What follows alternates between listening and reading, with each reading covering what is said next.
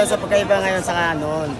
Kasi nung nakarang lips na taon, lahat tao lang ang nagbinubra, naghahila sa lubid. Hindi katulad niya ngayon na sinasabi nila Kontrolado na. ang Nazareno may harang na sa lamina, wala nang umaakyat. Tapos lahat niya kontrolado na. Yan ang kaibahan niya sa noon.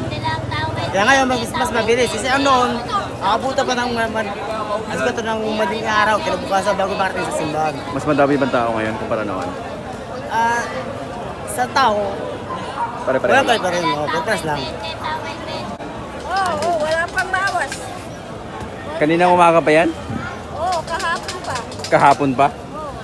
Pero dati, Dati, ate. eto, hindi yata butin ko ng mga 4 na oras. Nakalikot yan. Wala, matumad talaga. Mahina ni Kusi. Sa palakay mo, anong dahilan? Walang tao eh, konti lang eh. Hindi kagaya noon eh. Mas madami talaga dati. Oo, walang parada rin eh. Yung mga magirat na dumadaan, yung mga negosyante. Wala eh. Tagilap talaga. Medyo crisis yata eh. Crisis. Wala nga, tubig ko nga oh. Wala talaga. Dati pagka ganitong oras, wala na yan. Ubus na. Ubus na. Magre-refill ka na. Oo. Ubus na. Wala eh. Nga, ulipal. Kahit ilang piraso eh. Oh, maghintay. 3 piraso pa lang nabinta ko eh.